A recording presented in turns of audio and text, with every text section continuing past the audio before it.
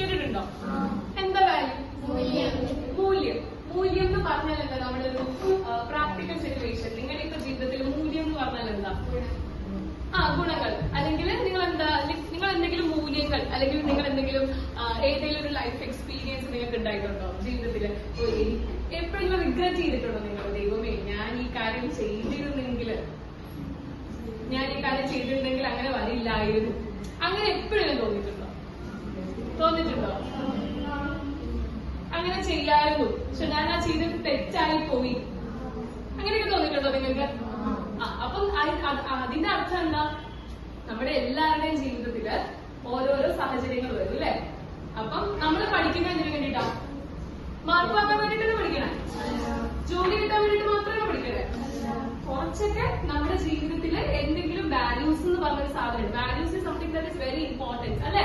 നമ്മുടെ സൊസൈറ്റിയിൽ വേണ്ടൊരു സാധനം എന്താ? വാല്യൂസ് അല്ലെ? നിങ്ങൾക്ക് നല്ല ജോലി ഉണ്ട്, നിങ്ങൾക്ക് നല്ല പഠിത്തമുണ്ട്, നിങ്ങൾ ഒരു ഇന്റർവ്യൂവിന് ചെന്നു, അവിടെ ചെന്ന് കഴിഞ്ഞാൽ നിങ്ങൾ ഒരു ജോലി സ്ഥലത്തേക്ക് ചെന്നു, ജോലി സ്ഥലത്ത് ചെന്ന് കഴിഞ്ഞാൽ നിങ്ങൾക്കൊരു ബേസിക് ആയിട്ടുള്ള മാനേഴ്സ് അറിയില്ലെങ്കിൽ, അല്ലെങ്കിൽ നിങ്ങൾക്കൊരു വാല്യൂ ഇല്ലെങ്കിൽ അവിടെ നിങ്ങൾക്കൊരു ജോലി കിട്ടി എന്ന് പറഞ്ഞിട്ട് കാര്യമുണ്ടോ?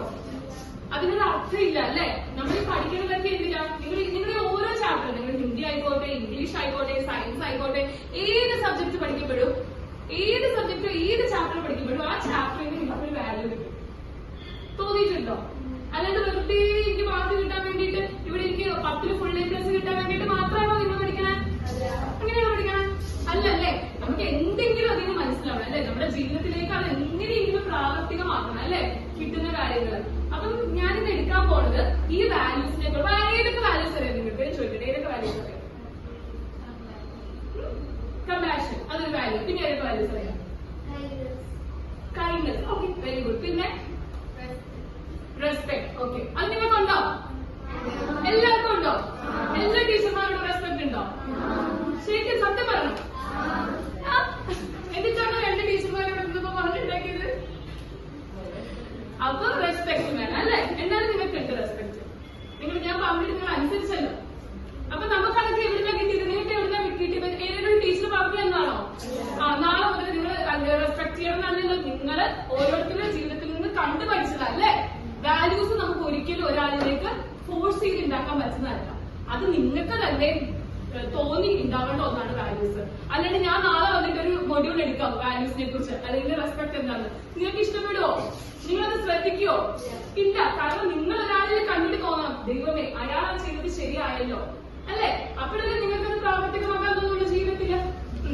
അപ്പൊ ഞാനൊരു കഥ പറയാം. ആ കഥയില് ഒരു വാല്യൂ ഉണ്ട്. അതെന്താണ് നിങ്ങൾ എന്നോട് പറയുന്നത്? കേട്ടോ? അതെങ്ങനെ ഇഷ്ടമാണോ? അപ്പൊ ഒരിടത്ത് റിക്ഷ പുള്ളർ ഉണ്ട്. റിക്ഷ പുള്ളർ എന്ന് പറഞ്ഞാൽ എന്താ? കണ്ടിട്ടുണ്ടോ? ഓട്ടോറിക്ഷയല്ല, പണ്ട് ഈ റിക്ഷ പുള്ളി ചെയ്യുന്ന ആൾക്കാർ കണ്ടിട്ടുണ്ടോ? ഒരാള് വന്നിച്ച് പുറകിരിക്കുന്ന ആളെ പുള്ളി കൊണ്ടുപോകില്ലേ? കാറുവണ്ടിയല്ല, റിക്ഷ പുള്ളർ. കാറുവണ്ടി ബുള്ളോക്കാട്ടല്ലേ? അതല്ല. യാത്രക്കാര് പുറകിരിക്കും. ബുള്ളോക്കാട്ടൊക്കെ പോലെ തന്നെ കാട്ട്. എന്നിട്ട് അർത്ഥം ഒരാളായിരിക്കും മനുഷ്യരോട് പോകുന്നത്. അങ്ങനെ ഒരാളാണ് റിക്ഷ പുള്ളർ. ഒരു റിക്ഷ പുള്ളർ ഉണ്ടായിരുന്നു കേട്ടോ. പുള്ളിയുടെ പേര് രാം എന്നായിരുന്നു. അപ്പം ഈ റാമിന് ഒരു വൈഫുണ്ട്, കുട്ടിയുണ്ട്. അവർക്ക് വലിയ സെറ്റപ്പ് ഒന്നും ഇല്ല, വലിയ വീടും ലക്ഷറിയൊന്നും ഇല്ല. അവരൊരു കുഞ്ഞു വീട്ടിലാണ് താമസിക്കണേ. 2 കുഞ്ഞു മക്കളുണ്ട്. പക്ഷെ എന്താ, ചെറിയ കുടുംബം സന്തുഷ്ട കുടുംബം എന്ന് പറഞ്ഞ പോലെ എന്ത് കിട്ടുന്നോ അതിലവർ തൃപ്തരായിരുന്നു. ഒന്നും അധികം അവർക്ക് ബുദ്ധിമുട്ടുകൾ ഉണ്ടായിരുന്നു, കുറേ ബുദ്ധിമുട്ടുകൾ ഉണ്ടായിരുന്നു. എന്നിട്ട് അവര് ഞങ്ങൾക്ക് ഉള്ളത് കൊണ്ട് മതി, കൂടുതലൊന്നും വേണ്ടെന്നുള്ള ഒരു ഇതിലായിരുന്നു അവര് ജീവിച്ചിരുന്നത്. അപ്പൊ ഇങ്ങനെ ഒരു ദിവസം എല്ലാ ദിവസവും ഈ റിക്ഷ പുള്ളർ പോകും രാവിലെ ഓരോരോ ആൾക്കാരെ കയറ്റാൻ വേണ്ടിയിട്ട്. അപ്പൊ ഒരു ദിവസം ഇങ്ങനെ പോയപ്പോ ഒരു പൈസക്കാരൻ, ഒരു പണമുള്ള ഒരാള് പുള്ളിയോട് ചോദിച്ചു, എന്നെ ഒരിടത്ത് വരെ വിടാമോ എന്ന് ചോദിച്ചു. റിക്ഷ പുള്ളർ പറഞ്ഞു, അതിനെന്താ, ഞാൻ വിടാലോ, കുഴപ്പമൊന്നുമില്ല എന്ന് പറഞ്ഞിട്ട് എന്ത് ചെയ്തു? ഈ റിക്ഷ പുള്ളറുടെ അടുത്തേക്ക് കാട്ടിലേക്ക് പുള്ളി കയറി. എന്നിട്ട് എന്ത് ചെയ്തു? ഈ പണക്കാരനെ എവിടെയാണോ വിടേണ്ടത് അവിടെ കൊണ്ട് വിട്ടു. അങ്ങനെ പുള്ളി രാവിലെ എല്ലാം റിക്ഷയൊക്കെ ഓടിച്ച് പുള്ളി മടുത്ത് എല്ലാവരും വീട്ടിൽ ചെന്നപ്പോഴാണ് പുള്ളി അറിയണേ അവിടെ ആ സീറ്റിന്റെ അവിടെ എന്തുണ്ടായിരുന്നു? ഒരു പെട്ടി. ആ പെട്ടിയിൽ കുറച്ച് കാശുണ്ടായിരുന്നു. അപ്പൊ സാധാരണ നമുക്കൊക്കെ കാശ് കിട്ടുമ്പോൾ നമ്മൾ എന്താ ചെയ്യണേ? ശരിക്കോ? ആ ഒരു അവസ്ഥ, ഒരു ദരിദ്ര അവസ്ഥയിൽ നിൽക്കുന്ന ഒരു സമയത്താണെങ്കിൽ നമ്മൾ എന്ത് ചെയ്യും? അത് എടുക്കും അല്ലെ? എന്തായാലും ഒരു അറിയാതെ വെച്ചൊരു സാധനം അത് നമ്മൾ എടുക്കില്ലേ അല്ലേ? അപ്പൊ രക്ഷാപിള്ളേർ ഭാര്യ നോക്കിയപ്പോ ഒരു പെട്ടിയിൽ കുറച്ച് കാശ്. ഭാര്യ ഇത് പറഞ്ഞു, ചേട്ടാ നമുക്കിത് എടുക്കാം, നമുക്ക് ഇതുകൊണ്ട് നമ്മുടെ കടങ്ങളെല്ലാം തീരും, നമ്മൾ രക്ഷപ്പെടും, നമുക്ക് കുട്ടികളെ പഠിപ്പിക്കാം, ഇത് എടുക്കാമെന്ന് പറഞ്ഞു. അപ്പൊ രക്ഷാപിള്ളേർ എന്തായിരിക്കും പറഞ്ഞത്? വേണ്ട, അത് വേണ്ട. എന്താ? അത് നമ്മുടെ അല്ല അല്ലേ? നമ്മൾ ഉണ്ടാക്കിയതാണോ? കഷ്ടപ്പെട്ട് ഉണ്ടാക്കിയതാണോ? അല്ല, അത് വേറൊരാളുടെയാണ്. എന്റെ വണ്ടിയിൽ ഇതുപോലെ കയറിയ ഒരാളുടെയാണ്. പുള്ളിക്ക് മനസ്സിലായി കുറച്ച് പൈസ ഉള്ള ഒരാളുടെയാണ്. അപ്പൊ അത് നമുക്ക് ഉപയോഗിക്കണ്ട, അത് അയാൾക്ക് തന്നെ തിരിച്ചു കൊടുക്കണം എന്ന് പുള്ളി തീരുമാനിച്ചു. ഭാര്യയ്ക്ക് സങ്കടമായിരുന്നു. പക്ഷെ അവസാനം ഭാര്യ റിയലൈസ് ചെയ്തു, ശരിയാണ്, ഭർത്താവ് പറയുന്നതിൽ കാര്യമുണ്ട്. അങ്ങനെ കിട്ടുന്നതൊന്നും ശാശ്വതമല്ല അല്ലെ? നമ്മുടെ ജീവിതത്തിൽ അങ്ങനെ വെറുതെ കിട്ടുന്ന ഒന്നും ശാശ്വതമല്ല. നമ്മൾ തന്നെ കഷ്ടപ്പെട്ട് ഉണ്ടാക്കുന്നതിലെ കാര്യമുള്ളൂ. അപ്പൊ ഈ രീതിയിൽ രക്ഷാപിള്ളേര് പിറ്റേ ദിവസം ഇയാളെ കണ്ടുപിടിച്ച് ആ കാശ് ഏൽപ്പിച്ചു. ഇത്രയും ഉള്ളൂ ആ സ്റ്റോറി. ഇതിലെന്ത് മൂല്യമാണ് നിങ്ങൾക്ക് രക്ഷാപിള്ളേർ? ഞാൻ നിങ്ങളുടെ ആക്ടിവിറ്റി കണ്ടുതരാം.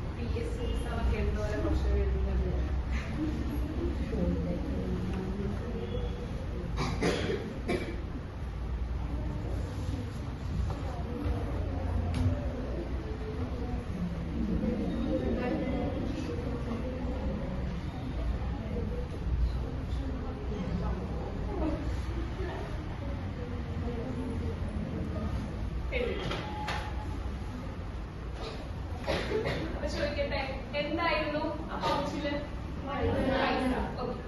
അപ്പൊ ഇതിൽ നിങ്ങൾക്ക് എന്താ മനസ്സിലായി ഈ സ്റ്റോറിയിൽ? മോറൽ എന്താ? സത്യസന്ധത അല്ലെ? ട്രൂത്ത്ഫുൾനെസ്. അപ്പൊ അതെന്താണ്? ഓണസ്റ്റി എന്ന് പറയും അല്ലെ? അതാണ് നിങ്ങൾക്ക് മനസ്സിലായത്, സത്യസന്ധതയായി. പിന്നെന്താ? ആരായിരുന്നു ഇവിടെ വൈറ്റ്? വൈഫായിരുന്നോ രക്ഷാപിള്ളേരായിരുന്നോ? രക്ഷാപിള്ളേരായിരുന്നു. അപ്പം ഞാൻ ഇത് നിങ്ങൾക്ക് പറയാൻ പോകുന്ന വാല്യൂ ഏതാണ്? ഓണസ്റ്റി എന്ന് പറഞ്ഞാൽ എന്താ? സത്യസന്ധത എന്ന് പറഞ്ഞാൽ നിങ്ങളെല്ലാം സത്യസന്ധരാണോ? അപ്പൊ തന്നെ ആരൊക്കെ ഇവിടെ സത്യസന്ധര്? ഞാൻ പറയുന്നത് മൊത്തം സത്യമായിരിക്കും എന്നൊക്കെയുള്ള ആരെങ്കിലും ഉണ്ടോ? നമ്മൾ കള്ളൊക്കെ ഇടയ്ക്ക് പറയും അല്ലേ? ഏറ്റവും കൂടുതൽ കഥ പറയുന്ന ആരോടാ? അച്ഛനും അമ്മയിലും കൂടുതൽ കഥ പറയുന്നത് അമ്മയോടായിരിക്കും. കാരണം അമ്മയായിരിക്കുമല്ലോ നമുക്ക് കുറച്ചും കൂടെ പച്ചിക്കാൻ എളുപ്പം അറിയാം. അച്ഛനെയാണോ അമ്മയാണോ? അമ്മയായിരിക്കും അല്ലെ? അച്ഛനെ കുറച്ച് പാടില്ല പറ്റിക്കാൻ. എന്റെ വീട്ടിലെ അച്ഛനെ കുറച്ച് പാടാണ് പറ്റിക്കാൻ അല്ലെ? പൊതുവെ ആളുകളെ പറ്റിക്കാൻ കുറച്ച് പാടാം. പെണ്ണുങ്ങൾ പെട്ടെന്ന് വിശ്വസിക്കും.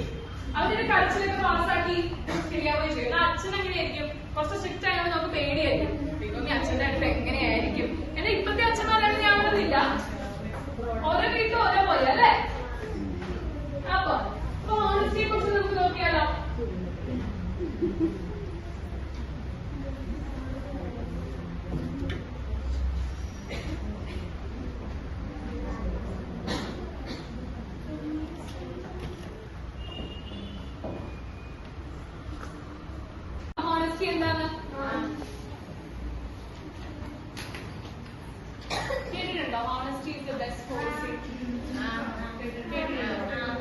ബെഞ്ചമിൻ ഫ്രാങ്ക്ലിൻ എന്ന് പറഞ്ഞ ഒരാളാണ് പറഞ്ഞത് honesty is the best policy എന്ന് പറഞ്ഞാൽ എന്താ? ഏറ്റവും നല്ല ഏത് ഇൻഷുറൻസ് പോളിസിയും അല്ല, ഏറ്റവും നല്ലൊരു ക്വാളിറ്റി എന്ന് പറയാം അല്ലെ? ഹോണസ്റ്റി എന്ന് പറഞ്ഞാൽ നമ്മൾ സത്യസന്ധരായിട്ടിരിക്കണം അല്ലെ? നിങ്ങൾ ഈ പത്രത്തിലൊക്കെ വായിച്ചായിരുന്നോ മറ്റേ നീറ്റിന്റെ ക്രമക്കേട്? എന്തുകൊണ്ടാ? ഏറ്റവും എഡ്യൂക്കേറ്റഡ് ആയിട്ടുള്ള ആൾക്കാരല്ലേ ആ ക്രമക്കേടൊക്കെ കാണിക്കണേ? അപ്പൊ എഡ്യൂക്കേഷൻ തന്നെ ഈ ക്വാളിറ്റി തരുന്നത് നിങ്ങൾക്ക് തോന്നുന്നുണ്ടോ? അപ്പൊ എഡ്യൂക്കേഷൻ എന്ന് പറഞ്ഞാൽ അവിടെ എന്താ? 0 ആണ് അല്ലെ? ഇത്രയും എഡ്യൂക്കേഷൻ ഉള്ള ഒരാള് പോലും അവിടെ എന്തൊരു ക്രമക്കേടാണ് അവിടെ കാണിച്ചിരിക്കേണ്ടത് അല്ലെ? ഞാനൊക്കെ നീറ്റ് എഴുതുന്ന ടൈമില് എനിക്ക് തോന്നുന്നു ഞാൻ എന്റെ ആയിരുന്നു ഫസ്റ്റ് ബാച്ച് നീറ്റ് എഴുതുമ്പോ ഞങ്ങൾ അതിന് മുന്നേ ഒരു ടീമായിരുന്നു, പിന്നെ ഓൾ ഇന്ത്യ എൻട്രൻസ് എക്സാം ആയിരുന്നു. പക്ഷെ എന്റെ എക്സാം എന്റെ വന്നപ്പോഴേക്കും എങ്ങനെയാന്ന് വെച്ച് കഴിഞ്ഞാൽ എന്റെ നീറ്റ് ഞാൻ ആദ്യം ഒന്നും എഴുതിയില്ല, അത് റദ്ദാക്കി. ഇതുപോലെ തന്നെ ക്രമക്കേട് ഉണ്ട് എന്ന് പറഞ്ഞിട്ട് അത് റദ്ദാക്കിയിട്ട് ഞാൻ സെക്കൻഡ് ടൈം നീറ്റ് എനിക്ക് അപ്ലൈ ചെയ്തു.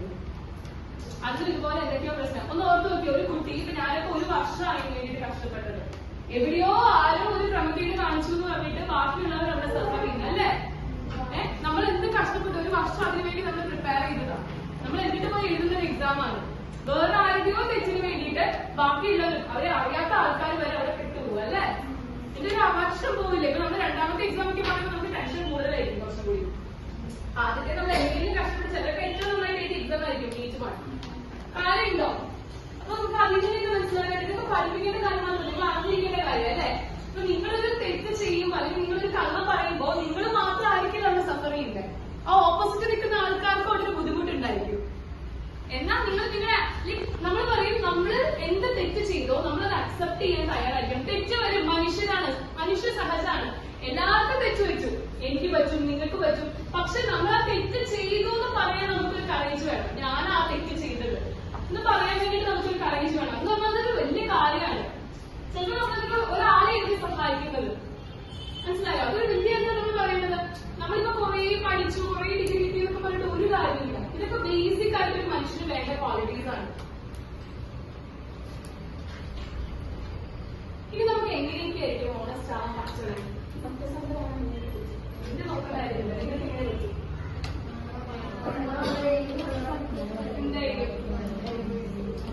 ഒരിക്കലും ആരും കമ്പയർ ചെയ്യരുത്. ഇവിടെ ഞാൻ പിന്നെ ഈ സ്കൂളിൽ വന്നപ്പോൾ ഒരു പ്രത്യേകിച്ചൊരു കാര്യം കണ്ടുണ്ടാവും. എന്താണെന്നറിയോ? ഇവിടെ ചിലര് ഇപ്പം നമ്മൾ എന്താന്ന് വെച്ച് കഴിഞ്ഞാൽ ഇവിടെ ചില പിള്ളേർ, ചില കുട്ടികൾ, ഞാൻ എല്ലാവരും പറയുന്നില്ല, ചില കുട്ടികൾ വെച്ചാൽ അവൾ അങ്ങനെ ചെയ്തു എന്നാൽ ഞാനും അങ്ങനെ ചെയ്യാം. നമുക്ക് എപ്പോഴും നമ്മുടെ ഫ്രണ്ട്സിനെ ഇമിറ്റേറ്റ് ചെയ്യാൻ ഭയങ്കര ഇഷ്ടമായിരിക്കും. ചിലപ്പോ എല്ലാവർക്കും ഉണ്ട്, എനിക്കുണ്ടായിരുന്നു ആ പ്രായത്തിൽ എന്റെ ഫ്രണ്ട്സ് എന്ത് ചെയ്തോ അതെനിക്ക് വലിയ കാര്യമാണ്. അപ്പൊ നമ്മൾ എന്ത് ചെയ്യും? ഓ അവർക്ക് കള്ളം പറയാം എന്നാൽ ഞാനൊരു കള്ളം പറഞ്ഞേക്കോ, ഒരു കള്ളല്ലേ ഉള്ളൂ. ഇപ്പൊ അങ്ങനെ ഈ കള്ളം പറഞ്ഞ് നമ്മൾ വലിയ കളികളും കള്ളന്മാരും വെക്കും. അങ്ങനെയല്ല, അവരെന്ത് ചെയ്തോട്ടെ, പക്ഷെ നമ്മൾ ഒരിക്കലും അവരെ പോലെ ആവരുത് അല്ലെ? ഒരിക്കലും ഒരാളെ പോലെ ആയിട്ട് നല്ല രസമുണ്ടോ? നിങ്ങൾ എല്ലാവരും ഒരുപോലെ ആയിരുന്നെങ്കിൽ കാര്യമുണ്ടോ? നമ്മുടെ എന്താ ഒരു ഐഡന്റിറ്റി എന്ന് പറഞ്ഞാൽ എല്ലാവരും വ്യത്യസ്തരാണ്. എല്ലാവരും കാണാൻ എന്നെ പോലെ ആയിരുന്നെങ്കിൽ എന്തെങ്കിലും ഭംഗിയുണ്ടോ? എവിടെ നോക്കിയാലും എന്നെ പോലെയുള്ള ആൾക്കാർ കാര്യമുണ്ടോ? ഇല്ല. നമ്മളിപ്പോ നമ്മൾ എന്താ ഏറ്റവും വലിയ ക്വാളിറ്റി അതാ, ഒരു മനുഷ്യനെ പോലെ അല്ല വേറൊരു മനുഷ്യരിക്കണം. അപ്പൊ ഒരിക്കലും അതുപോലെ തന്നെ സ്വഭാവങ്ങളും എന്നെ പോലെ ആയിരിക്കില്ല നിങ്ങളുടെ സ്വഭാവം. അപ്പൊ നമ്മൾ ഒരിക്കലും ആരെയും കമ്പയർ ചെയ്യാനും പോകണ്ട. ഒന്നും നോക്കാം, നിങ്ങൾക്ക് എന്ത് ശരി. നമുക്ക് ചില തെറ്റ് ചെയ്യുമ്പോൾ നമ്മുടെ ഉള്ളിൽ അറിയാം ഞാൻ ചെയ്യണ തെറ്റാണ്, എന്നാലും നമ്മൾ ആ തെറ്റ് ചെയ്യും. അതാണ് മനുഷ്യൻ. നമുക്കറിയാം ചെയ്യുന്ന തെറ്റാണ്. ഇപ്പൊ പുറത്തു പോകുമ്പോ പ്ലാസ്റ്റിക് വലിച്ചെറിയരുതെന്ന് നമുക്കറിയാം, പക്ഷെ നമ്മൾ ഇടില്ലേ? നമുക്കറിയാം തെറ്റാണ്. നിങ്ങൾ പഠിച്ചിട്ടുണ്ട്, എത്ര ചാപ്റ്റർ നിങ്ങൾ പഠിച്ചിട്ടുണ്ട്, പക്ഷെ നിങ്ങളത് ചെയ്യില്ലേ? പക്ഷെ അത് നമ്മൾ മനസ്സിലാക്കി, നമ്മൾ ചെയ്യുന്ന തെറ്റാണെന്ന് മനസ്സിലാക്കി നമ്മളത് മാറ്റിയാൽ എന്ത് ഉപകാരം? നിങ്ങളെ പോലെ എല്ലാവരും ചിന്തിച്ചു തുടങ്ങിയാലോ അല്ലേ? നമ്മുടെ ഭൂമി ഇത്ര മനോഹരമായിരിക്കും. ഞാൻ ശരിക്കും പറഞ്ഞ നമ്മളിപ്പോ ഓരോ സ്ഥലത്തൊക്കെ പോകുമ്പോൾ കാണാറുണ്ട് അല്ലെ? അപ്പൊ ശരിക്കും എന്താ കാര്യം? നമ്മൾ ഓണസ്റ്റ് ആയിരിക്കാം. നമ്മൾ എന്ത് തെറ്റ് ചെയ്തോ നമ്മൾ റെസ്പോൺസിബിൾ ആയിരിക്കാം. നമ്മളാണ് ആ തെറ്റ് ചെയ്തത്, ഞാനാണ് അത് ചെയ്തത്. ഫോർ എക്സാമ്പിൾ നിങ്ങളൊരു എക്സാം ഇട്ടു, ഞാനിപ്പോ പെട്ടെന്ന് ഒരു സർപ്രൈസ് ടെസ്റ്റ് പറഞ്ഞ എന്താ ചെയ്യും? ആദ്യം അപ്പം ഇരിക്കുന്ന ആളുടെ പേപ്പർ പോകും. നിങ്ങൾക്ക് ഇനി ആൻസർ അറിഞ്ഞ് നിങ്ങളുടെ ആൻസർ ശരിയാണെങ്കിൽ പോലും നിങ്ങൾക്ക് ഡൗട്ട് ആയിരിക്കും. ഓ ഇനി എങ്ങാനും തെറ്റിയാലോ, അപ്പുറത്തേക്ക് ആളുടെ പേപ്പർ ഒന്ന് നോക്കിയാലോ? ആ ഒരു ടെൻഡൻസി നമുക്ക് എല്ലാവർക്കും ഉണ്ട്. ശരിയാണോ? അപ്പുറത്തേക്ക് ആൾ നോക്കണം എന്നാണോ പറയുന്നത്? നോക്കണം, ടെൻഡൻസി ഉണ്ടാവും, പക്ഷെ നോക്കണം ശരിയാണോ? നമ്മൾ എന്താ, നമുക്ക് എന്തറിയാവുന്ന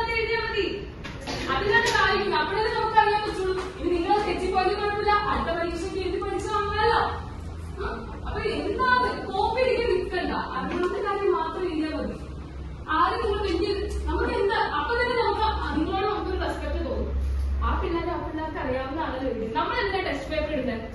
ശരിക്കും നമ്മൾ ഇടുമ്പോൾ നിങ്ങൾക്ക് എന്ത് മനസ്സിലായി എന്ന് അറിയാനാ, അല്ലാതെ അപ്പുറത്തിരിക്കുന്ന ആൾക്ക് എന്ത് മനസ്സിലായി എന്ന് അറിയാനല്ല. എനിക്ക് നിങ്ങൾ എന്ത് മനസ്സിലായി എന്ന് അറിയാൻ വേണ്ടിട്ടാ അല്ലേ? അപ്പൊ നമ്മൾ എപ്പോഴും നമുക്ക് അറിയാവുന്ന എഴുതിയാൽ മതി. അപ്പൊ എപ്പോഴും ഓണസ്റ്റ് ആയിട്ട് ഇരിക്കാം. പിന്നെന്താ? Okay, avoid situation in which you will have to lie to others. മറ്റുള്ളവരുടെ കള്ളം പറയുന്ന സിറ്റുവേഷൻസ് മാക്സിമം അവോയ്ഡ് ചെയ്യാൻ നോക്കുക.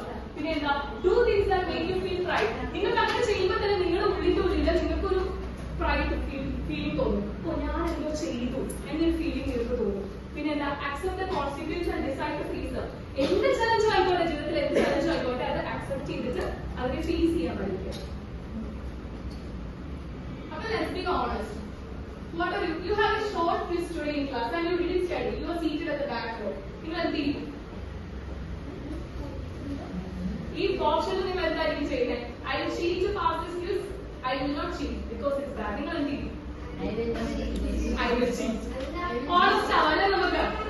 നിങ്ങൾ ഉറപ്പായിട്ടും ചീറ്റ് ചെയ്യും. ഇനി ടീച്ചർമാരും കൂടെ ഇല്ലെങ്കിൽ പ്രത്യേകിച്ച് അപ്പുറത്തിരിക്കുന്ന ആരും കഴിയുമ്പോൾ നമ്മൾ കഴിക്കും അല്ലേ? അപ്പൊ ഓണസ്റ്റ് എന്ന് പറഞ്ഞാൽ എന്താ? H stand for help others to trust you. ഇനി ഓൺ എന്ന് പറഞ്ഞാൽ എന്താന്ന് വെച്ചാൽ ഓണിങ് ഔട്ട് യുവർ ആക്ഷൻസ് എന്ന് പറഞ്ഞാൽ എന്താ? നിങ്ങളുടെ ആക്ഷൻസ് നിങ്ങൾ തന്നെ ഉത്തരവാദികളാകുക. അല്ലെങ്കിൽ മറ്റൊരാളാണോ? നിങ്ങൾ ചെയ്ത തെറ്റിന് വേറെ ഒരാൾ ഉത്തരവാദിയാവേണ്ട ആവശ്യമുണ്ടോ? ഇല്ല. പിന്നെ നോ സ്റ്റീലിംഗ് ഓർ ലൈ. കട്ടെടുക്കാതിരിക്കുക, കള്ളം പറയാതിരിക്കുക. പിന്നെന്താ? Everybody every day. എല്ലാരെയും കൺസിഡർ ചെയ്യുക. Show respect. നിങ്ങൾ ആദ്യം പറഞ്ഞ പോലെ തന്നെ റെസ്പെക്ട് ചെയ്യുക. പിന്നെ എന്താ? Telling the truth. സത്യം പറയുക. പിന്നെന്താ? You can do it. നിങ്ങൾക്ക് ഇതെല്ലാം ചെയ്യാൻ പറ്റും. നിങ്ങളെ കൊണ്ടേ പറ്റും. എങ്ങനെയായിരിക്കും വീട്ടിലും സ്കൂളിലൊക്കെ ഓണസ്റ്റ് ചെയ്യാൻ പറ്റുന്നത്?